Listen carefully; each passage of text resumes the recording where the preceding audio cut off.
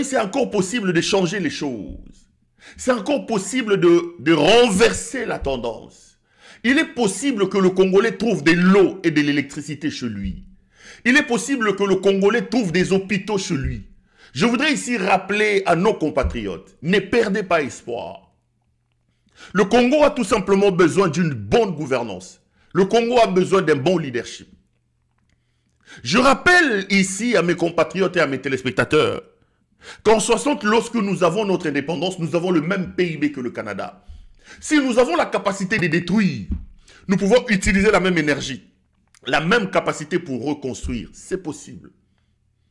Moi, j'ai foi en ce pays. J'ai tellement confiance en ce pays. Mais je pense que le problème du Congo, c'est un problème d'intelligence, un problème de gouvernance et un problème de leadership. Je vous fais rire. Dans de nombreux appels des mandataires, des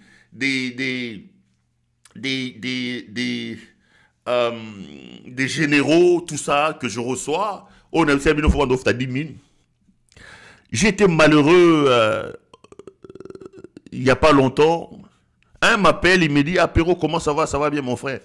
Ah, j'espère que tu ne vas pas aller citer mon nom là-bas. J'ai dit, comment ça citer votre nom? Non, mais parce que j'ai vu que tu as dit, j'ai dit non. Et puis bon, moi en rigolant, j'ai dit, ben, il y en a 10 000 là, où sont les 10 000? On a rigolé. Mais le problème, ce n'est pas ce qu'il m'a dit. Le problème, c'est la demande qu'il me fait, qui me laisse assez pontois quand même. Il me dit, écoute, Perrault, nous sommes ici à l'intérieur, nous comprenons que la fin est sur le point d'arriver. On dit que l'homme prudent voit les mal de loin, il développe un tel discours. Et puis c'est la fin qui m'a tellement choqué. Il me dit, écoute, à mon poste ici, je t'ai dit que si tu nous aides, tu m'aides particulièrement à entrer en contact ou plutôt à prendre de contact. Et si je garde mon poste, il y a l'argent. Mon jeune frère, tu vas te retrouver. Si seulement ça peut aller, je t'ai dit, si... Je me suis dit, voilà là où nous sommes. Voilà là où nous sommes. Donc, il veut entrer en contact, garder un poste, et il me fait miroiter le fait qu'à ce poste-là, il aura accès à l'argent, et si je veux, il peut même établir un montant pour que, voilà comment ça se passe. Voilà. Donc, j'aurais fait 3 ans d'exil. J'aurais exposé ma vie comme je l'ai exposée. J'aurais pris tous ces dangers pour aider quelqu'un à garder un poste seulement pour son argent et pour qu'on se partage l'argent. Qu'est-ce qui se passe dans nos têtes, les amis? Je suis malheureux de constater que la plupart de nous, même ceux qui étaient au pouvoir avant, même ceux qui sont dans l'opposition, le discours que j'entends des uns et des autres ne me rassure nullement. Nullement. Les gens sont toujours dans la rhétorique de « ça va être notre tour, hein? Cette fois-ci, quand on revient... » J'ai dit « mais c'est quoi le problème ?»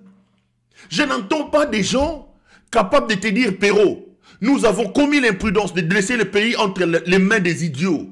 Nous avons commis l'imprudence de laisser le pays entre les mains des gens compliqués. Aujourd'hui, quand il faut revenir, nous devons boucher. » Les gens sont toujours dans la philosophie de Esacope. J'ai dit, mais qu'est-ce qui se passe dans ce pays? Mon Dieu, qu'avons-nous fait? Donc, Bissonde Tozaboye, on aura combattu, vous aurez pris les armes, vous aurez fait la guerre médiatique pour entrer au pouvoir, pour chasser Tshisekedi, pour que l'on refasse, pour qu'on amène la même philosophie.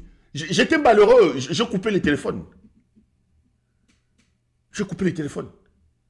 Donc, je dois devenir une agence de prise de contact pour que les gens se maintiennent à leur poste et que les fruits, les dividendes de ce poste-là, selon eux, selon des propositions, pour que lui continue à trouver profit des dividendes de ce poste-là et qu'il me donne, qu'il me rassure qu'il va me donner. Mais parce que les gens sont différents dans la vie. C'est parce que les gens ne comprennent pas. L'on peut amasser. Je parle avec mon cœur, les amis. Vous êtes là au pouvoir, vous me regardez. Vous ambitionnez d'arriver au pouvoir. Qu'est-ce que vous gagnez à s'enrichir seul, Alors qu'autour de vous, des millions de personnes vivent malheureux. Je ne suis pas comme ça. Je ne comprends pas ça. Moi, je ne comprends pas cette philosophie. Je m'appelle Félix Tshisekedi. Je deviens milliardaire en 5 ans. Mais chez moi au Kasaï, chez moi à Kabeyaka Mwanga, Bana Bazo Mila Maboulou, Maïna Maboulou. Alors que je peux mettre 1 million, je peux mettre 3 millions, je peux mettre 5 millions pour soulager la vie des centaines de milliers de personnes. Mais à quoi représente la vie si tout le monde doit être égoïste, tout le monde doit prêcher pour chapeau, pour chapelle, tout le monde doit amasser. Nous en avons suffisamment pour nous tous. C'est l'égoïsme des uns qui fait que nous puissions nous retrouver dans des situations de malheur dans lesquelles nous sommes.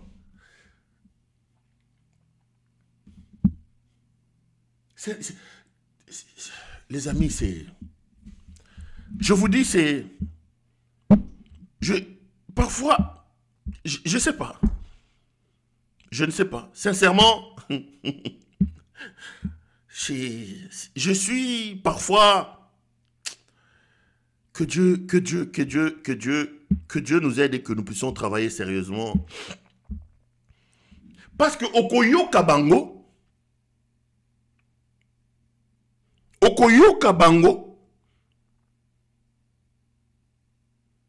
Bazali Kobetaka Masolo Yaba, hein?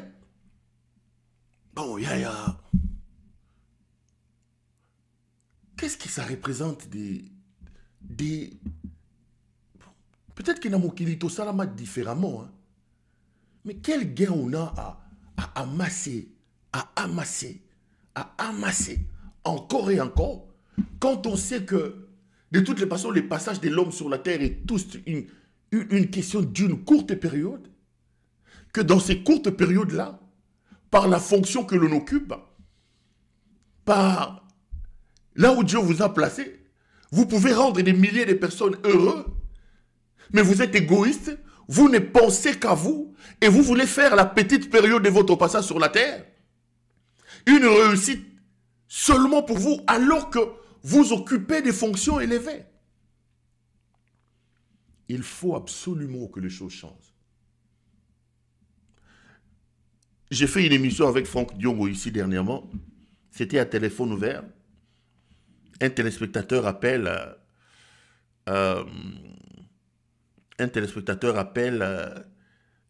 en direct, il dit allô, bonjour, Nangina Tuna, papa Franck Diongo, est-ce que bino ba politicien n'est pas zawana?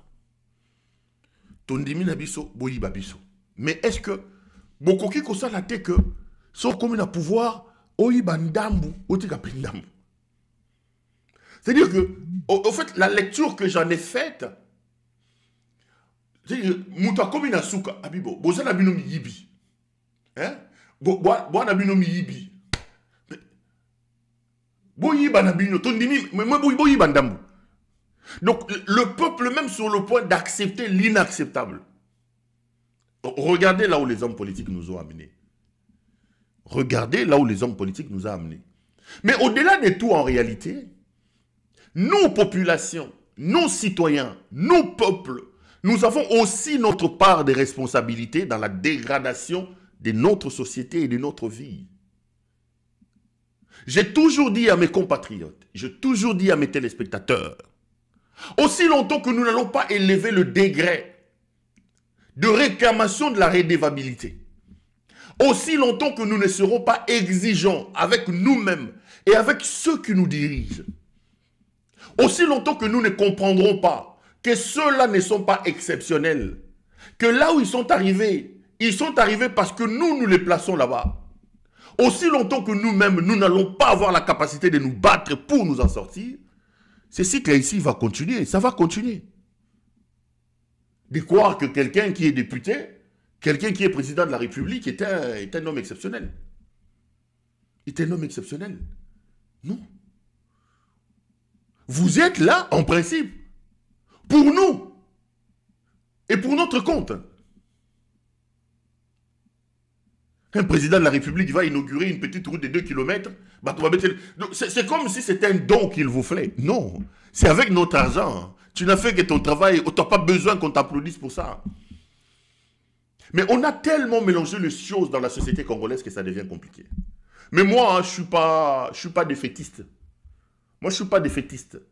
Je crois que le Congo peut se relever de la situation catastrophique dans laquelle il se trouve. Pendant ces 2 jours, beaucoup de mes téléspectateurs m'ont envoyé des débats au Cameroun, au Gabon. Il faut voir avec quelle légèreté, avec quel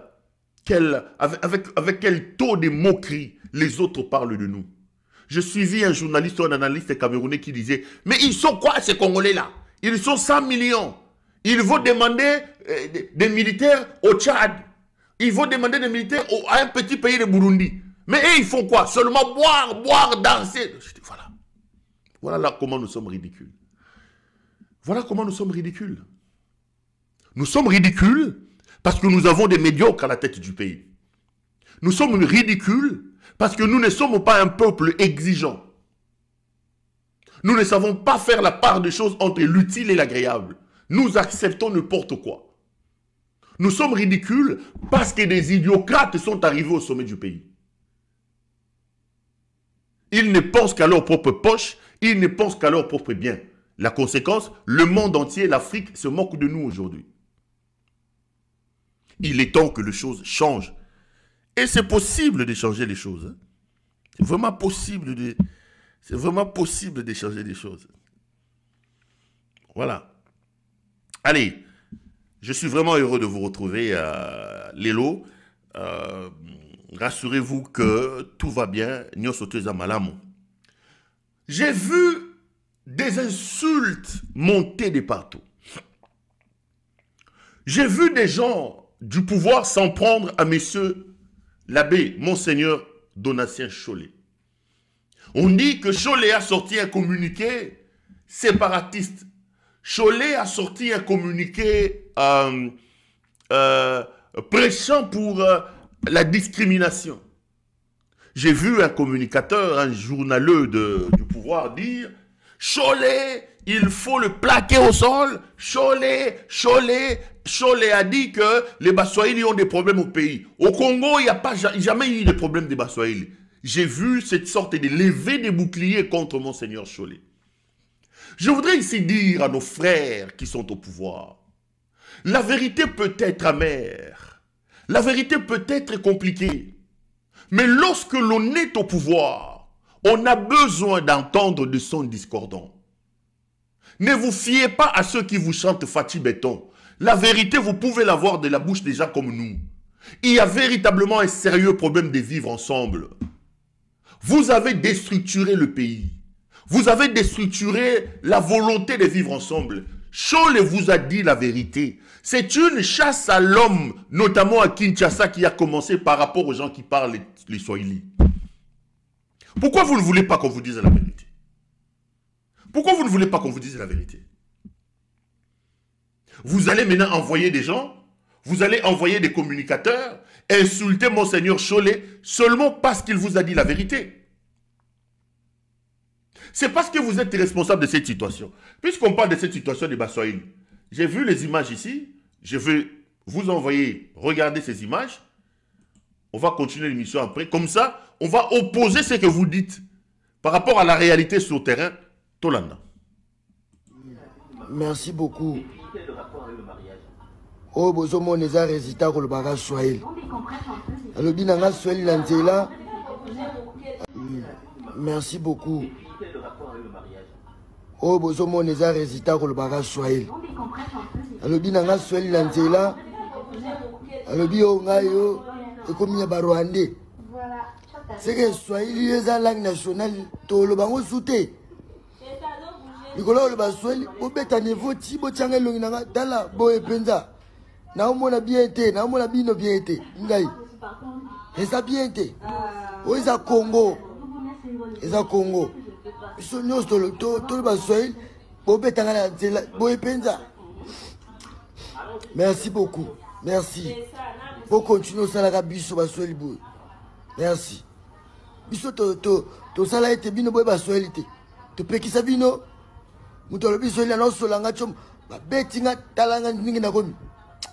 Merci. UDPS viva. Viva. RDC viva. Viva. 2 personnes, 3.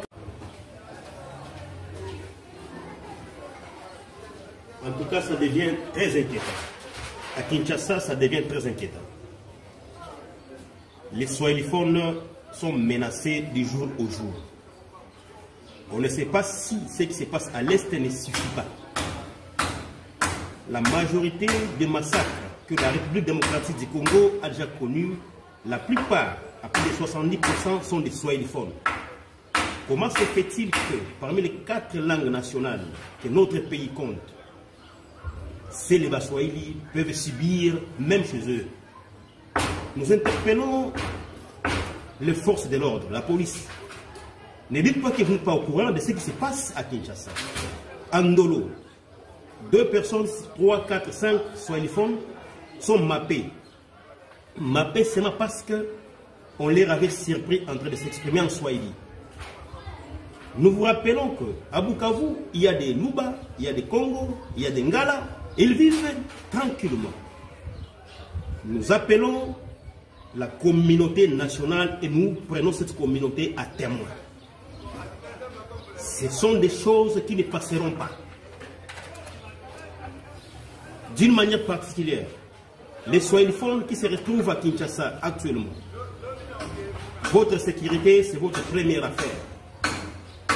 Ne cédez pas à la tentation de remettre lait pour lait, dent pour dent.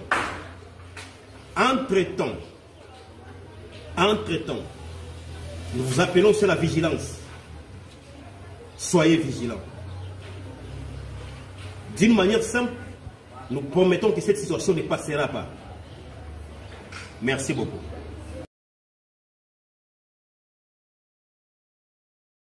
On est de retour sur ce plateau. Là, vous venez donc de voir les plaintes de certains de nos compatriotes. J'ai vu un débat assez houleux sur les réseaux sociaux par rapport aux propos tenus par ce garçon. Apparemment, cette vidéo où il dit qu'il a été frappé, il a été, voilà, a été générée par l'intelligence artificielle ou par une application. Je parle particulièrement de la vidéo de ce garçon qui peut être un montage. Donc, ça, ce n'est pas, ça peut ne pas être une image vraie parce que j'ai assisté à des panels et à des forums où il y avait un grand débat où certaines des compatriotes démontraient que cette vidéo a été générée par une application, ce n'est pas une vidéo vraie. J'ai voulu être honnête avec vous-même, prendre la vidéo et diffuser la vidéo. Mais je vous ai ajouté à cette vidéo l'autre message de ces compatriotes qui, ici, il n'y a aucun doute, il ne s'agit pas d'une application, mais plutôt d'une image vraie, est en train de vous dire que les swahiliphones sont en train de vivre une situation compliquée. Là, il s'agit probablement d'un montage. Moi, j'ai assisté à des débats houleux dans des panels sur cette image. Mais sur celle-ci, il n'y a aucun débat à se faire. Celui-ci appelle donc à dénoncer la situation dans laquelle la psychose qui règne, notamment auprès de nos compatriotes, les Baswahili. Je reviens sur ce que je disais. La vérité peut faire mal. La vérité peut vous choquer. Mais la vérité reste vérité. La vérité est qu'aujourd'hui, les 6 ans au pouvoir de Tshisekedi ont amené à la désacralisation, à la déstructuration de l'unité nationale. Tshisekedi est un tribaliste. Tshisekedi est un tribaliste. Avec Tshisekedi, nous assistons aujourd'hui à la montée exponentielle du tribalisme. Makambuya pouvoir nabiso, Makambuya nani, c'est parti, comme une sorte de petite étincelle. Aujourd'hui, ça a pris de l'ampleur. Au lieu de pouvoir réfuter le tout, au lieu de pouvoir dire c'est faux, dans un pays sérieux, les autorités doivent s'asseoir, commencer à réfléchir sur des mécanismes, des moyens à mettre en place pour combattre ce genre de choses. Le Congo a plus de 400 ethnies et tribus. Le Congo a plusieurs langues locales. Nous n'allons pas aujourd'hui commencer à nous battre parce que tel a dit, tel a fait. Les problèmes qui nous concernent, les problèmes qui doivent nous préoccuper, sont des problèmes de développement. Comment on peut avoir un pays avec autant de richesses et être aussi pauvre? Comment aujourd'hui, en termes d'indice de développement humain, nous pouvons être derrière le Rwanda? Comment le Congo peut être derrière le Burundi? Comment le Congo peut être derrière la Tanzanie? Comment l'Angola, qui a vécu 30 ans de guerre aujourd'hui, peut se développer à une vitesse exponentielle que nous? Comment avec des millions de terres arables que nous avons chez nous, nous ne pouvons pas nourrir notre peuple? Comment nous pouvons aller acheter des piodis en Namibie, alors que nous avons les lacs les plus poissonneux d'Afrique chez nous, et les poissons sont en train de mourir là-bas de vieillesse? C'est des questions qui doivent nous intéresser. Ce n'est pas des questions de Oza Zolo, Oza Moussoaili. Ici, quand je vous parlais de cette histoire des faciès, beaucoup ont dit que j'étais un journaliste rwandais. Certains ont dit que je suis un M23. Mais regardez comment ça commence à se déplacer. Avant, on s'en prenait aux gens, Bazaba Rwandais, Bazaba Banyamulenge. Mais aujourd'hui, même le Swahili commence à être compliqué. La vérité est celle-là. J'ai même vu la première ministre dire, non, ça c'est un montage, nous n'avons jamais eu des problèmes avec les populations des Baswahili, ce qui se passe c'est un montage. Non, madame. Arrêtez cette légèreté. Madame la Première ministre, arrêtez cette légèreté. La gestion de la République est une chose sérieuse. La gestion de la République mérite que nous ayons la tête froide pour gérer des questions liées à notre avenir et à notre devenir comme peuple et comme nation. Aujourd'hui, l'État-nation est mis en difficulté à cause de vos actes. À cause de vos actes. On ne peut pas nier aujourd'hui qu'il y a un certain malaise, qu'il y a une certaine psychose au sein de nos compatriotes swahiliphones qui vivent à Kinshasa. On ne peut pas nier aujourd'hui qu'il y a de l'amalgame, que ça ne sonne pas bien de parler swahili au Congo. À Kinshasa particulièrement aujourd'hui. Ça, c'est la vérité. Vous ne pouvez pas nier ça. Vous ne pouvez pas nier ça. Vous devez plutôt prendre vos responsabilités en tant que dirigeant. Mais vous êtes tellement dans une sorte d'idiocratie qui vous amène parfois à éviter et à nier les évidences. Les évidences sont là. Nous avons un problème. Mais ce problème arrive pourquoi? Ce problème arrive parce qu'il y a un médiocre à la tête du pays. Il y a un médiocre à la tête du pays. Le président de la République, M. Félix Antoine Tshisekedi Tshilombo, est un médiocre, est un tribaliste. C'est lui qui nous a amené ce vent de la médiocrité. C'est lui qui nous a amené ce vent des problèmes. C'est Tshisekedi. Ici, je vous ai dit, quand Félix Tshisekedi lui-même déjà s'est fait appeler Mukwantombolo, Mukwantombolo est une évocation au tribalisme. Je vous ai déjà donné des explications. Mukwantombolo veut dire Mungwandi, donde toyona muluba, mungwa to kabila nenga otambola ba obelele muluba kata osepela. Non. Mukwantombolo est une évocation à une tribu. Et quand on est président de la République, symbole de bon fonctionnement des institutions, symbole de l'unité nationale, l'on doit éviter de s'afficher dans les abus du tribaliste. Ceux qui nous disent que Tshisekedi n'est pas un tribaliste, je vous oppose déjà son nom de gloire, Mukwantombolo. Il est heureux qu'on l'appelle Mukwantombolo. Mukwantombolo est une évocation à une tribu. En tant que président de la République, il ne peut pas le faire. Lorsqu'on est président de la République et qu'on arrive quelque part, tu dis, dans une tournée, Katanga et Kisangani, tu arrives au Kasaï, tu dis, ici je suis chez moi. On est président de la République. On est le président de tout le Congolais. Le président de la République ne peut pas arriver au Kasaï et dire, ici je suis chez moi. Quand le président de la République dit « Macha Moumé et nous », lui qui est le symbole de l'unité nationale, il nous renvoie... Pour vous, hein, c'est des petites choses. Mais évidemment, c'est parce que vous n'avez pas été sculpté pour diriger. Vous n'avez pas été sculpté pour assumer les grandes fonctions. Lorsqu'on a des grandes fonctions, on doit comprendre qu'on est porteur de responsabilités. Et le comportement que l'on affiche doit se marier avec les fonctions que l'on occupe. Et n'oublions pas que le diable se trouve dans les détails. C'est dans ce détail-là que vous avez élevé les uns contre les autres. Vous avez mis en place des systèmes de communication où des gens sont en train de passer à la télévision avec des délectations, dire c'est nous, tout au pouvoir, Nabiso Balouba. Ces gens-là, vous les mettez dans vos avions, vous voyagez avec eux. Petit à petit, vous avez commencé à scier la structuration de l'unité nationale qu'on avait. Tshisekedi est le responsable de ce qui nous arrive. Tshisekedi est véritablement le responsable de ce qui nous arrive. Nous avons la responsabilité comme citoyens. Nous avons la responsabilité comme un peuple de pouvoir nous lever pour chasser Félix Tshisekedi. Félix Tshisekedi est un ennemi. Il faut le considérer comme tel. C'est un ennemi, c'est notre ennemi numéro un. L'ennemi public numéro un du Congo à l'heure où je parle s'appelle Félix Antoine Tshisekedi Tshilombo. Si il nous reste encore un peu de volonté, nous devons nous organiser pour chasser Monsieur Félix Antoine Tshisekedi Tshilombo. Lorsque nous sommes dans l'impossibilité de pouvoir nous organiser, j'ai vu une image qui m'a tellement fait rire. J'ai dit, mais le Congo n'a pas de chance. Le Congo...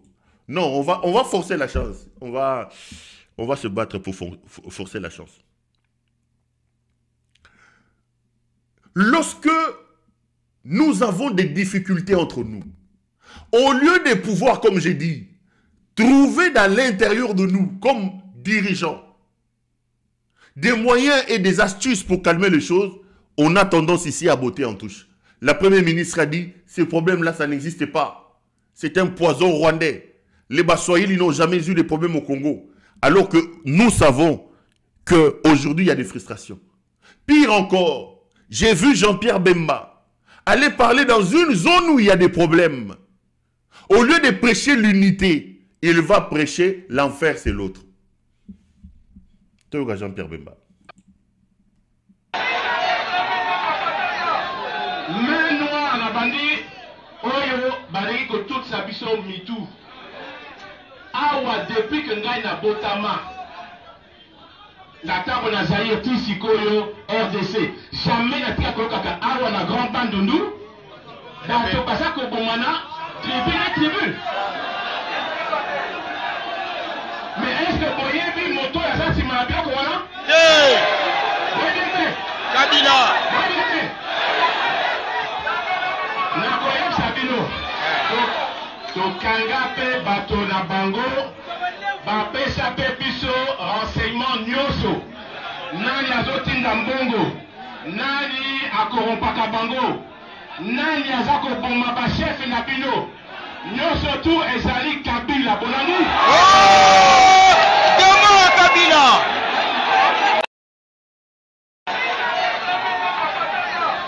Main noire na bandi oyo bari ko toute sa biso mitou. Awa depuis que ngai na botama.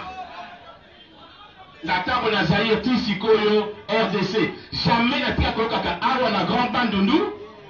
Bato basako bomana tribu. Mais est-ce que vous voyez moto ya ça si ma bien ko wana? Kabila.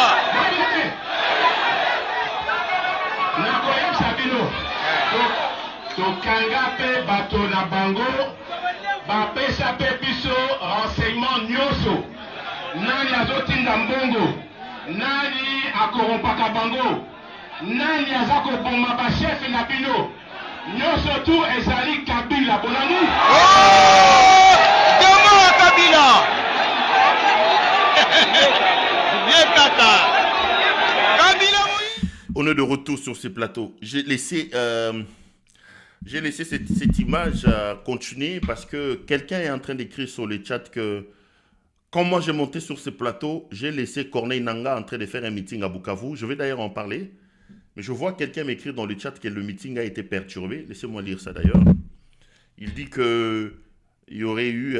donc je vais essayer de vérifier ça en direct avec vous. Hein. J'espère qu'ils vont me prendre au téléphone. Hein. Je n'aime pas annoncer des choses pas bien. Donc je vais essayer de vérifier ça je vais essayer de vérifier ça en direct ici avec vous, parce que là, nous sommes bel et bien en direct.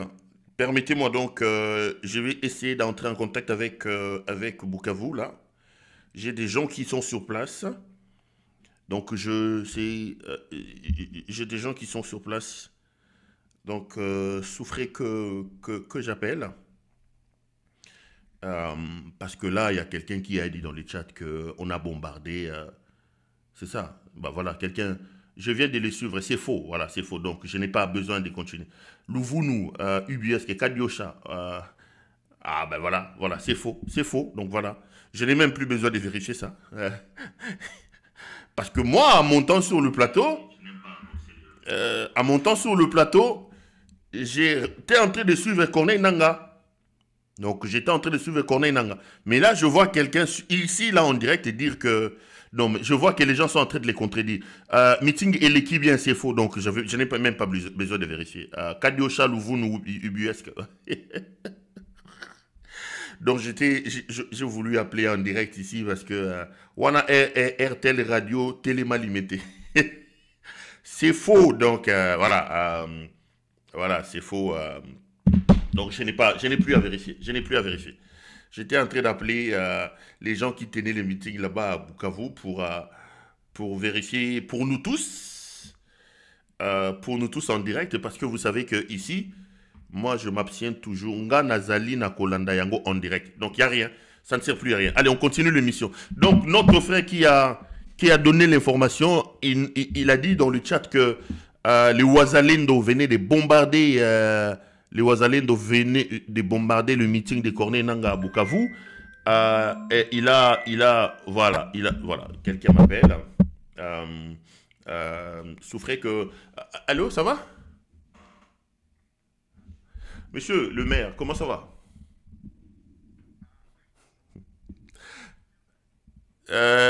Dis-moi d'abord, je suis en train de faire une émission. On me dit que le meeting a été bombardé. C'est...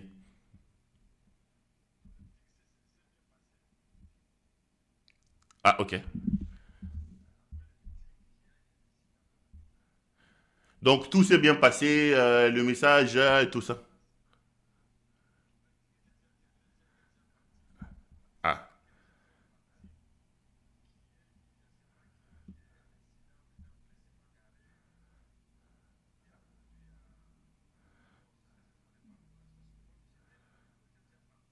Toi, tu as fini le meeting tranquillement, tu es parti, tu étais là sur la place. C'était où, à la place de l'Indépendance, non? D'accord, tout s'est bien passé. Il n'y a pas de problème. Ben, je te reviens, j'ai fait un direct et je finis, je te reviens. Je voulais vérifier parce que quelqu'un m'écrivait dans les chats ici que voilà, que Wazalendo va bombarder meeting à Corneille Nanga, tout ça. Je me suis dit, ben, comme je suis...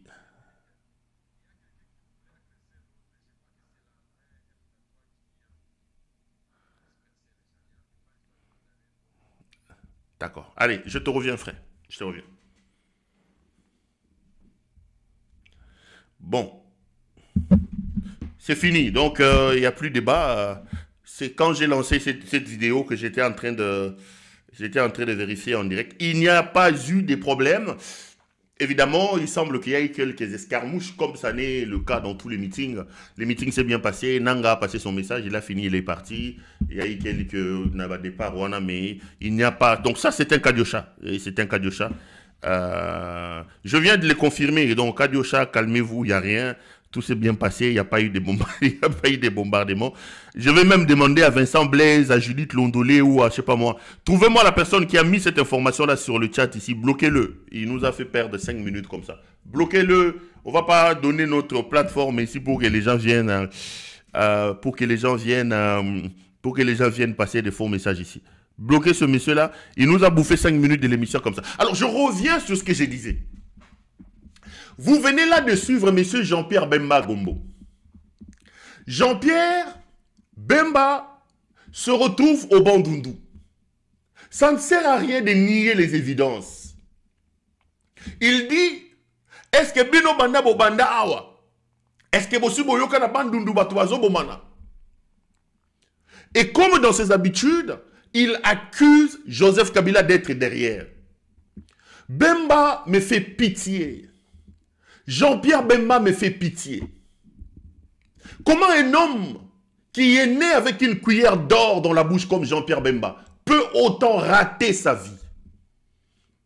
Un enfant pourri gâté, Jean-Pierre Bemba.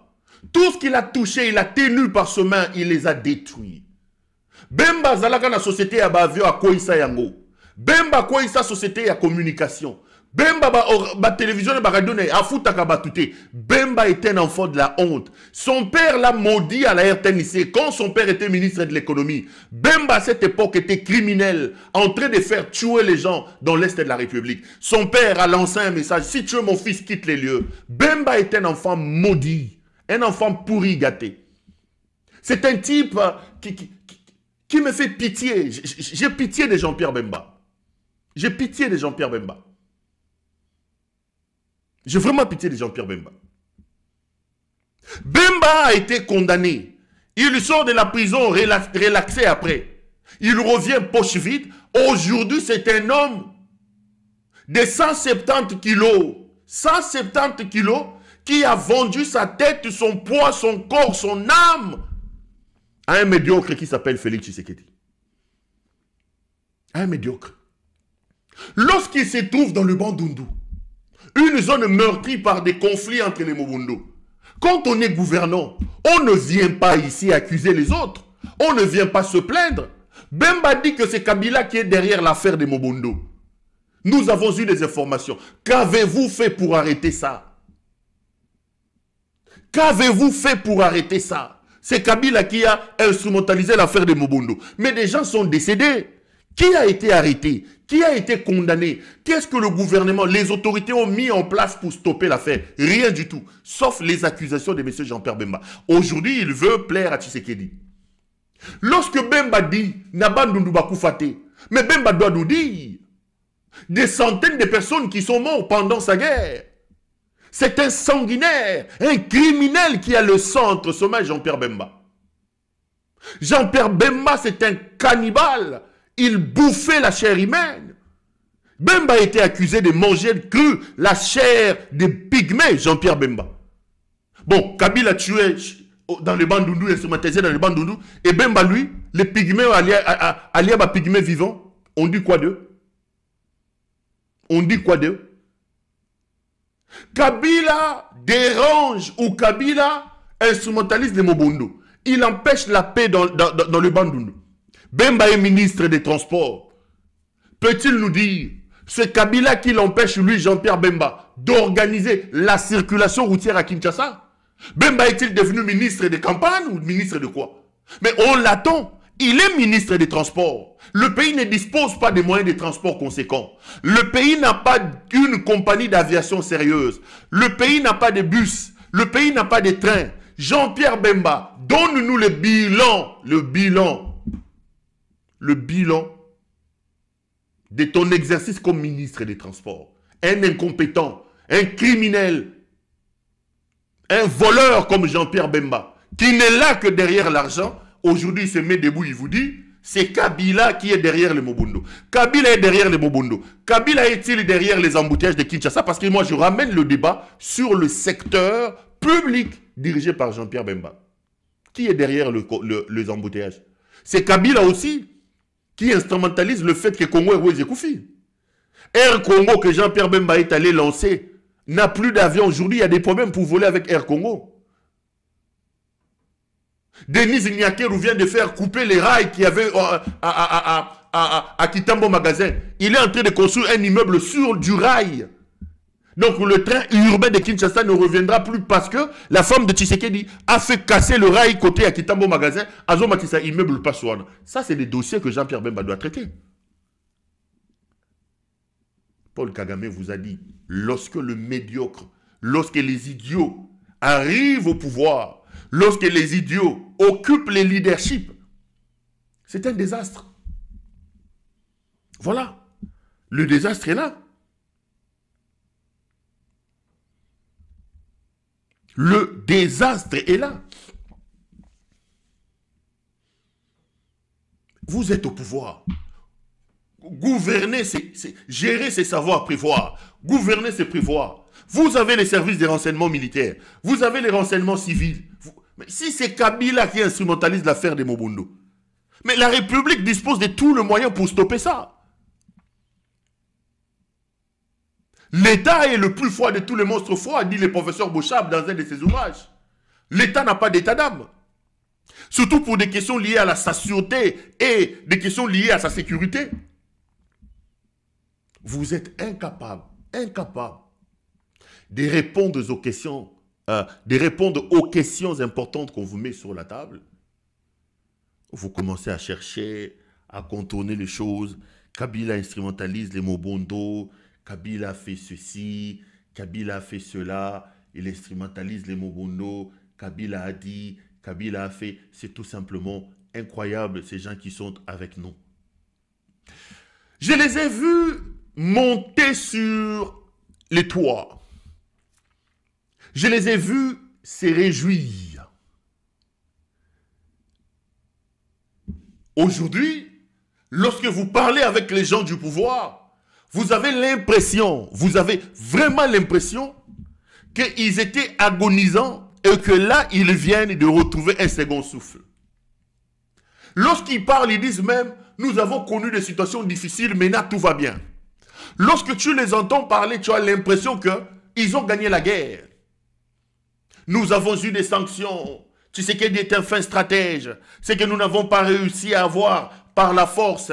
Nous l'avons eu par les sanctions. Le Rwanda a été sanctionné. Et j'ai vu des gens m'appeler à gauche et à droite. Perrault, tu es sûr? Regarde, Corneille Nangaa a été bloqué. Corneille Nangaa a été bloqué. Il ne peut plus avancer. D'ailleurs, à ceux-là, je disais, mais moi, je ne suis pas Corneille Nangaa.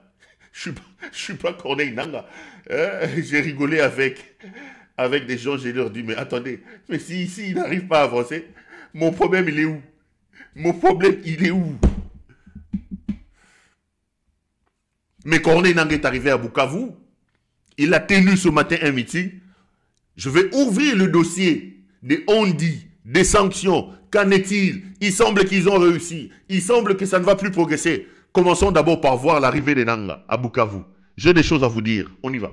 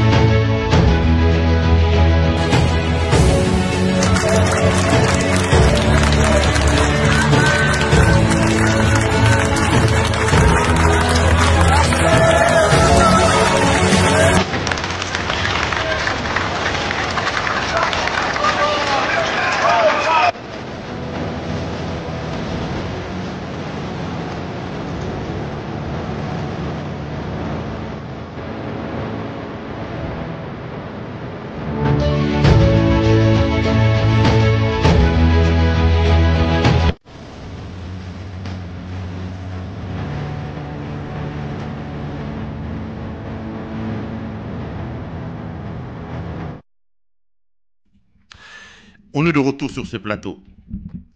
Pour ceux qui ont dit que c'est fini, Bomoni Perrault Azolo Banisusu, Akangi Munoko. Là, je viens de vous mettre les images de celui que l'on dit que Hakimi, il ne peut plus progresser, il ne peut plus avancer. C'est M. Corneille Nangaa. qui est arrivé à Bukavu. Et comme je vous dis, il a tenu aujourd'hui un meeting sur la place de l'indépendance et le tout s'est bien passé, contrairement à Kadiosha Oyo. Nazan a plein de dossiers, il y a Makambu, il y a sanctions, plein de dossiers, il y a Makambu, il y a Tshisekedi a gagné. Je préfère vous mettre les images, je vais vous donner les informations après. Là, vous avez donc vu Corneille Nangaa qui est arrivé et qui a parlé aujourd'hui à Bukavu. Mais écoutez la réponse des Rwandais. Le Rwanda a répondu dans cette affaire des sanctions, de ceci, de cela. Écoutez la réponse du Rwanda. Ça, c'est le ministre des Affaires étrangères du Rwanda qui parle. Je vous prie de les suivre. Nous n'avons pas peur d'être isolés diplomatiquement, nous n'avons pas peur de sanctions. Ce dont on aurait peur, c'est de laisser notre pays et notre population sans défense. Et c'est la menace existentielle qui existe, qui nous fait beaucoup plus peur que ces sanctions internationales, puisque nous avons souffert l'innommable en 1994. Et le Rwanda n'acceptera jamais de revivre ce qui s'est passé chez nous à cause de ces groupes génocidaires qui sont maintenant entretenus par le gouvernement congolais. Nous n'avons pas peur d'être isolés diplomatiquement, nous n'avons pas peur de sanctions. Ce dont on aurait peur, c'est de laisser notre pays et notre population sans défense. Et c'est la menace existentielle qui existe, qui nous fait beaucoup plus peur que ces sanctions internationales, puisque nous avons souffert l'innommable en 1994. Et le Rwanda n'acceptera jamais de revivre ce qui s'est passé chez nous à cause de ces groupes génocidaires qui sont maintenant entretenus par le gouvernement congolais. Nous n'avons pas peur. Retour sur ce plateau.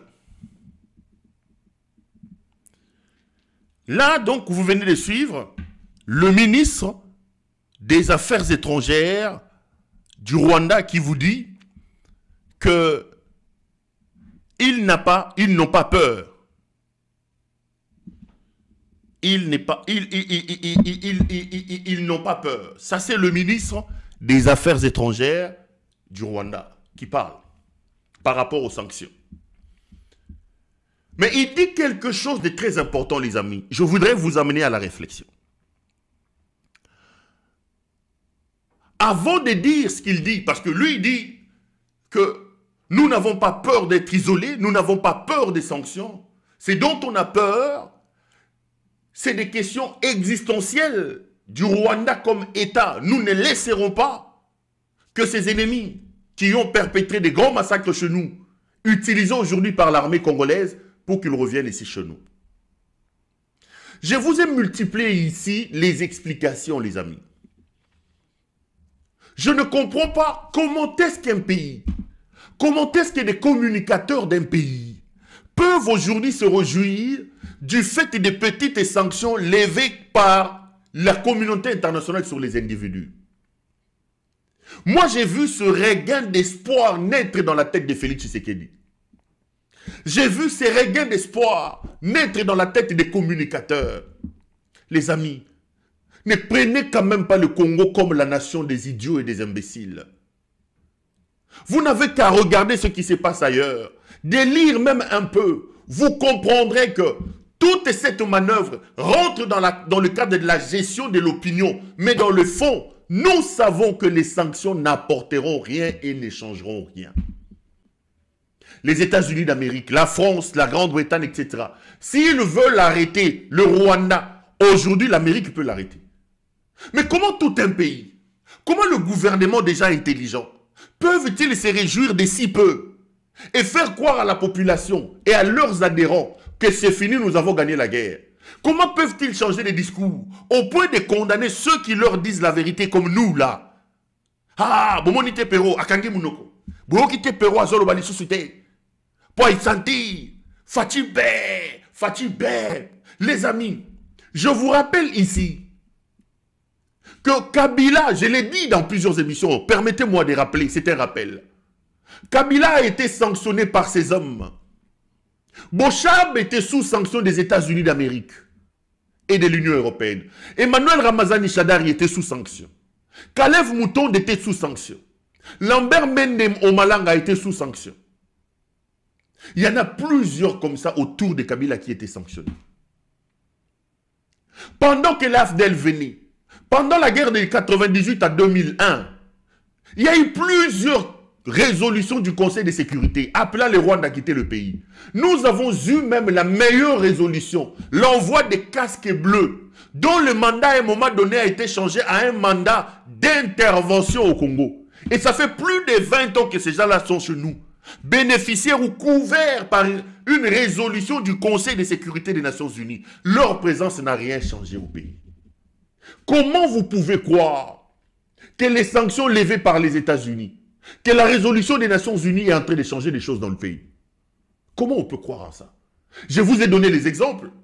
Regardez ce qui se passe dans le monde.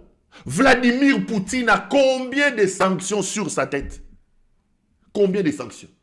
Aujourd'hui, les États-Unis se sont rendus compte qu'il faut négocier avec Poutine pour que la guerre se termine. Les gens qui viennent de prendre de la Syrie, c'est les AQMI. Ce sont les AQMI, là. Les terroristes fichés comme tels. Les Américains eux-mêmes ont abandonné l'Afghanistan sous le maître des talibans, des terroristes, sous sanction du monde entier. Comment des gens normaux peuvent-ils croire que les sanctions peuvent changer les choses? Vous échouez à organiser votre armée. Vous affamez vos militaires. Vous prenez des jeunes gens de 20 ans, de 18 ans. Vous ne formez pas ces gens-là. Vous les envoyez en guerre comme des chairs à canon. Vous vous organisez pour mettre en place une mafia organisée. Voler votre peuple, voler votre armée. Monsieur Tshisekedi, c'est quoi être autant essentiel? Permets-moi d'être dur avec toi, monsieur Tshisekedi. Mais c'est quoi cette histoire? C'est quoi cette manière d'étaler l'imbécilité sur la place publique comme ça? C'est quoi cette manière de croire que le Congo est un pays des idiots? Comment nous pouvons laisser confirmer ce que mon vieux Kabassouba appelle l'imbécilisation collective? On n'est pas nous tous imbéciles. On peut sanctionner Kabarebe aujourd'hui. On a sanctionné Laurence Kanyuka aujourd'hui. Ça ne changera rien. Nanga a fait un meeting aujourd'hui. Il vous dit qu'ils vont continuer à progresser. Et croyez-moi, prenez rendez-vous, ça va continuer. Tshisekedi sait qu'il est partant. Rien ne peut nous protéger, nous, comme nous-mêmes, les amis. Nous en avons marre d'avoir ces autorités qui n'assument jamais leurs responsabilités. L'enfer, c'est les autres. La sécurité du Congo, c'est les autres. Ce n'est pas moi, c'est Kabila. Mais monsieur, vous êtes chef d'état-major, commandant suprême. Non, nous ne pouvons pas gagner cette guerre. Les sanctions vont gagner. Mais c'est quoi votre responsabilité? Tout ce que vous savez, vous, c'est voler de l'argent. Nous sommes devenus la risée de la planète. On est ridicule. Ça fait honte d'être Congolais aujourd'hui. C'est quelle manière d'irresponsabilité qui vous dirige au pays là-bas? Aujourd'hui, tous bakangi maboko bakomi kobeta. Guerre et sili, basuba sanction. Donc pour eux, la sécurité du pays dépend aujourd'hui de ces petites feuilles de chou de sanctions. Ça ne changera rien. J'ai même ma main à couper ici. La dynamique de la guerre va se poursuivre. Félix Tshisekedi partira par la force et par la guerre. Les jours de M. Tshisekedi sont comptés à la tête de ce pays. Parce que lorsqu'un idiot arrive au niveau du leadership, le désastre est inévitable.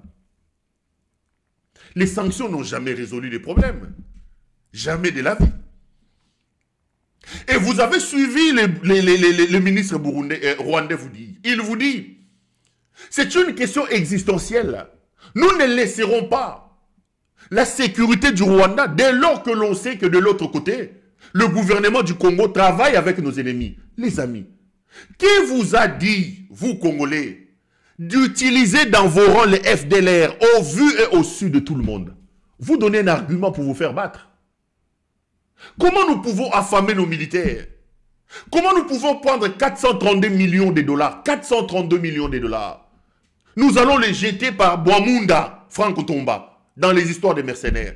Comment nous avons pris 3 milliards de dollars? Nous sommes allés jeter ça avec Kao Mandungu et Tshisekedi, dans leur réseau mafieux d'organisation Yamiyibi Yarosobaba Armalokuta. 3 milliards de dollars. Mais si on est sérieux, les amis, en 6 ans avec 3 milliards de dollars, combien de brigades auraient pu être formées? Avec 3 milliards, 432 millions de dollars, combien de bataillons, nous, Congolais, on aurait pu former avec cet argent? Mais ça dépend de ce que vous voulez. Vous ne voulez pas qu'on vous dise la vérité. Aujourd'hui, vous rejetez la responsabilité de la sécurité du pays aux sanctions. Et je vous vois en train de vous réjouir. Pero Loire, Hakimi réseaux sociaux, Hakimi, comme ici, Bino Batoboko tient dans les réseaux sociaux, Hakimi réseau, Fachibe, Moukwantombolo, il a gagné par le ceci.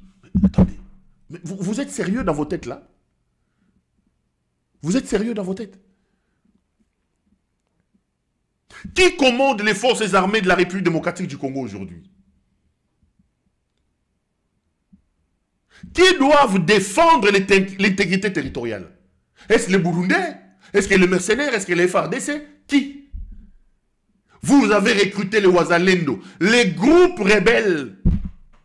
Aujourd'hui, vous avez abandonné la défense de la patrie aux Wazalendo. Je vois des responsables, vestes et cravates, passer à la télévision. Je vois des officiels du pays. Je vois le président de la République, commandant suprême des forces armées, sécurisé par des mercenaires, rentrer dans un camp militaire, louer les Wazalendo, nos compatriotes Wazalendo, les résistants. Quelle honte! Est-ce que vous vous rendez compte de là où nous sommes descendus? Quelle honte! On vous dit la vérité, vous ne voulez pas entendre. Et je le vois tous. Voilà, Perrault a disparu parce qu'il sent que les choses makambo masobele makambo ebongwami wapi ebongwami na nini à cause de ces sanctions. Ça change pas, ça change rien. Mais l'histoire récente du Congo vous démontre que les gens ont été sanctionnés. L'histoire récente du Congo vous démontre que nous avons été bénéficiaires de plusieurs résolutions des Nations Unies, dont la plus importante, l'envoi des casques bleus, qui à un moment donné avait même un mandat combattant, donc ils avaient l'autorisation d'engager le feu pour protéger le pays. Ils l'ont fait. Comment vous pouvez croire que nous tous, nous sommes des idiots? Les amis, Félix se trompe. C'est la preuve que c'est un néophyte, un incirconcis intellectuel qui dirige le pays. La preuve, elle est là. C'est un incirconcis. Il est incapable de lire la géostratégie. Il est incapable de regarder, de tirer des éléments dans la relation internationale. Il ne peut pas lire un simple ouvrage. Lui, il ne peut pas passer son temps à lire un petit livre. Il ne peut pas. Sinon, il ne serait pas en train de se réjouir pour si peu.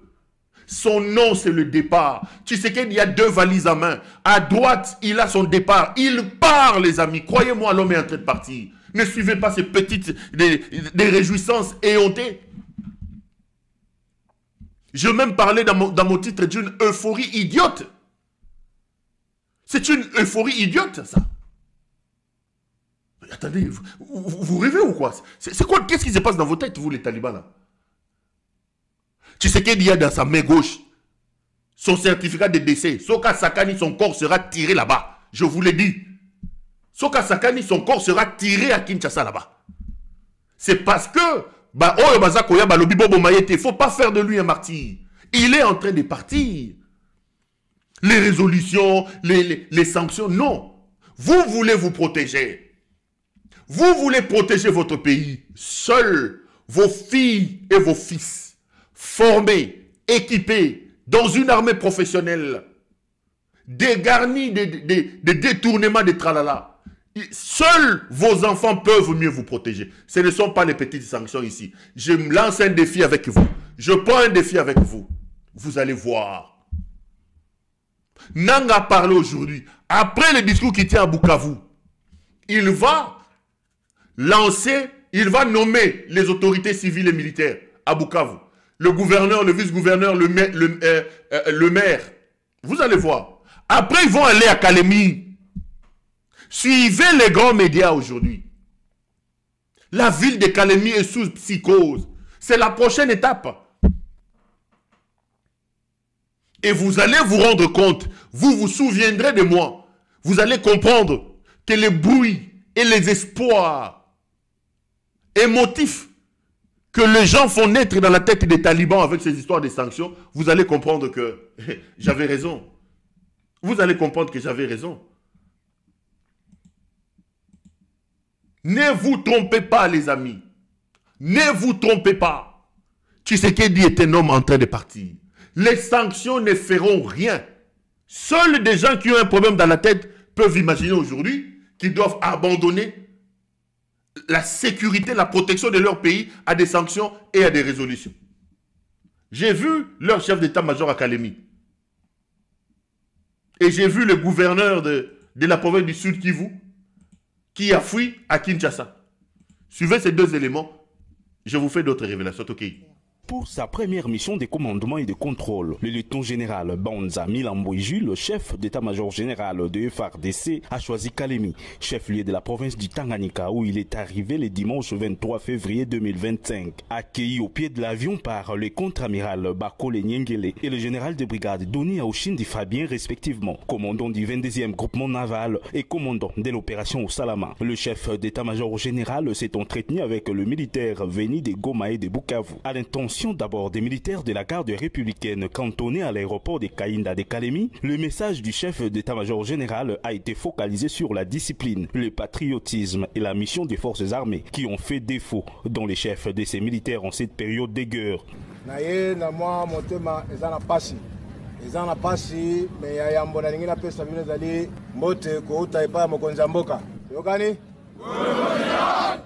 Une armée sans discipline, c'est une armée vouée à l'échec. Et nous n'allons pas laisser l'action et indiscipline impunie. Nous allons punir les gens. Et ça a commencé avec une brigade. Pour punir, on ne peut pas comprendre que non, l'armée est zazala va tenter.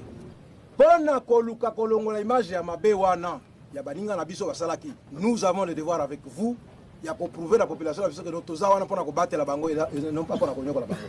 Et pour preuve, nous allons repousser l'ennemi à Zonga côté à Outaki, et vivre là. Est-ce que vous avez malam? Courage et félicitations pour Nango, Totikala, Ini, Bomoko et Zala. Aux autres militaires rassemblés au camp marin du 22e groupement naval de Kalemi, les chefs d'état-major général a déploré l'indiscipline qui les a caractérisés et l'utilisation abusive des téléphones portables à la base de la désinformation et de la manipulation pendant les opérations militaires. Avant de quitter Kalemi, le lieutenant général Banza Milamboiji est allé réconforter les blessés de guerre internés à l'hôpital militaire du camp marin. Je sais la douleur que vous représentez beaucoup pour cette nation.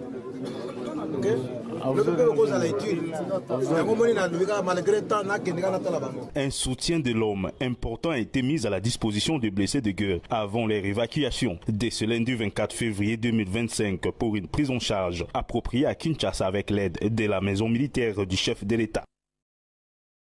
Bon, je suis venu à Kinshasa, le chef de l'État m'a appelé il y a 48 heures que je suis là. Et comme vous le savez, la province du Nord et du Sud Kivu, nous avons été attaqués par le M23 et l'armée rwandaise. Et donc le Sud Kivu, la ville de Bukavu a été occupée par nos ennemis. La population du Sud Kivu dont le chef de l'État m'a appelé pour compatir d'abord avec toute la population du Sud Kivu à qui j'envoie toute ma compassion, toute ma pitié et tous mes encouragements par rapport au fait qu'elle vit sous l'occupation ennemie. Si nous avons discuté avec le chef de l'État de l'état d'évolution de la situation et de la manière dont nous allons récupérer nos territoires et toute la province, la manière dont nous allons aider nos populations affectées par cette guerre injuste et nous imposée par nos voisins. Voilà un peu. Et je remercie donc la population du Sud Kivu, quel que soit le défi. C'est une population résiliente, donc elle continue à nous appuyer, à nous apporter son appui. Et d'ici au plus tard, dans les 48 heures, je serai de retour dans la province du Sud Kivu. Et je suis content de l'appui et l'encouragement nous apporté par toute la population de la République démocratique du Congo et particulièrement le président de la République, chef de l'État, Félix-Antoine Tshisekedi. Nous sommes basés au Birbi, en attendant que nous puissions récupérer l'entièreté de la province.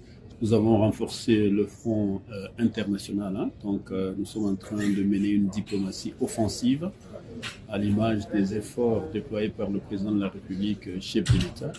Nous sommes aussi engagés à ses côtés dans une diplomatie offensive. J'ai rencontré toutes les chancelleries représentées en RDC, que ce soit les États-Unis, l'Union européenne, que ce soit la Belgique, que ce soit les monarchies du Golfe. Nous sommes en train de travailler. Nous pensons que nous pouvons vivre en paix sans verser le sang. Ça fait 30 ans que ça dure, mais nous pensons que nous avons suffisamment de ressources humaines, mais aussi minérales et naturelles, pour que tout le monde vive très bien en République démocratique du Congo, dans la province Sud Kivu, mais aussi dans toute l'Afrique. Et donc on arrête de se faire de guerres inutiles. Il y a lieu qu'on vive en harmonie tous ensemble, grâce à ce que nous avons, et pour ça, nos voisins doivent essayer de comprendre aussi cette dynamique.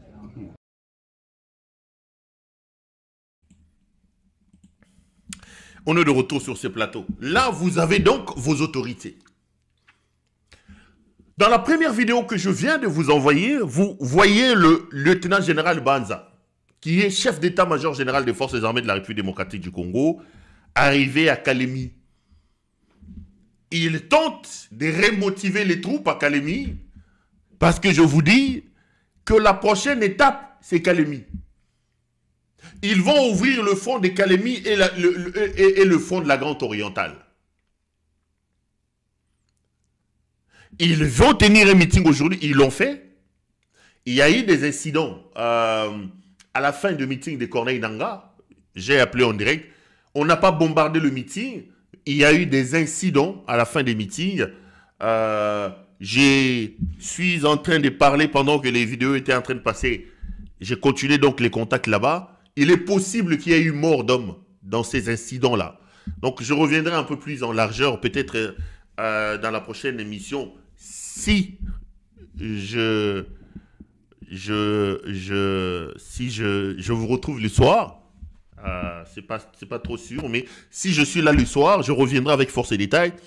Parce que là, pendant que la vidéo passait, j'étais en direct. Il y a eu des incidents après le départ de M. Corneille Nangaa. Il n'y a pas eu de bombardements. Ça, c'est des informations que je suis en train de prendre en direct. Il n'y a pas eu de bombardements comme la campagne des talibans veut le faire passer, non. Nangaa est venu, il a fait son meeting, il a fini son meeting, il est parti. C'est quand la population a commencé à quitter les lieux qu'il y a eu des incidents dans la foule. Et il est possible qu'il y ait eu des morts. Ça, il est possible que je ne peux pas confirmer le bilan pour le moment, mais je peux quand même vous annoncer qu'il est possible qu'il y ait eu des morts lors de ce meeting de M. Corneille Nangaa Bukavu. Je suis en direct, donc toutes ces informations, je suis en train de les vérifier pendant que je parle avec vous, pendant que nous sommes ici en direct.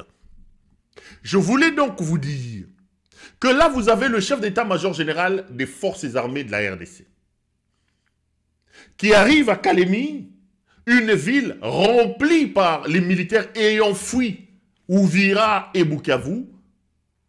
Ils étaient plus de 3000 ou plus de 2000 à arriver par bateau. Pour la plupart, ils ont été désarmés.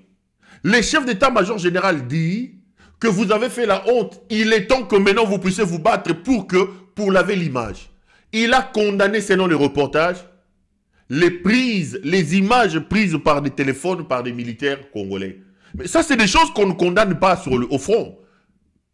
L'éthique, la déontologie, la tactique militaire, c'est des choses qui se prennent à l'école.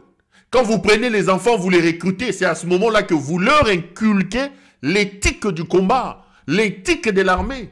Ce n'est pas sur le front que vous venez dénoncer les attaques, etc., etc., etc., etc. Les amis, détrompez-vous. Ne vous laissez pas embarquer par la campagne de désinformation et des kadiocha de Tshisekedi. Tshisekedi le sait très bien. Sa fin arrive. Tshisekedi le sait très bien. Quand vous entendez ces autorités, ils vous disent que nous avons ouvert un front international. Donc on prend le sort de votre pays. On prend le sort de tout un régime. On va l'abandonner entre les mains des sanctions et des résolutions des Nations Unies. Sur le terrain, le boulevard est ouvert. L'armée est démotivée. L'armée n'a plus rien à faire. Les gens n'ont plus envie de mourir pour un régime des idiots. Les gens n'ont plus envie de mourir pour ces médiocres qui sont au pouvoir, qui font de la question de la gestion de la République une affaire personnelle, qui détournent les soldes des militaires, qui affament nos enfants qui sont au front. qui utilisent l'argent du trésor public pour assouvir leurs jouissances et leurs besoins, qui mettent en place des mécanismes, des réseaux mafieux pour saigner les caisses de l'État avec des achats d'armes, incompatibles même avec les munitions, etc., etc. Le pays va mal. Le pays est mordu à son intérieur par un serpent. Et ce serpent s'appelle Félix Antoine Tshisekedi Tshilombo. Nous avons la responsabilité, s'il nous reste encore un peu d'amour pour ce pays, de nous lever et de stopper la folie de Tshisekedi. Il faut arrêter la folie de M. Tshisekedi. Il faut stopper la folie de M. Tshisekedi, les amis. Et croyez-moi, qu'il monte, qu'il descende, M. Tshisekedi, Ananzela Zokede.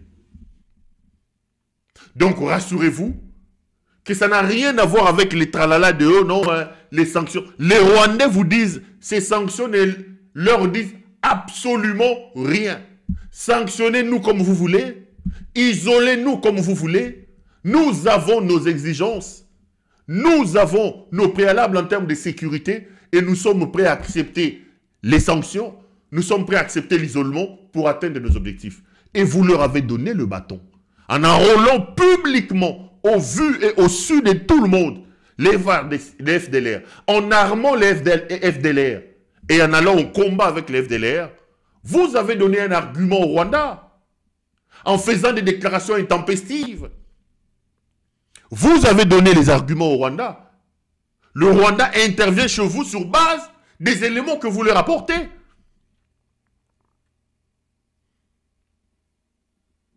Et en droit, on dit, personne, alors personne ne peut se faire prévaloir de sa propre turpitude. Ce qui arrive au Congo, M. Tshisekedi est totalement responsable. La guerre, c'est Tshisekedi qui nous la ramène.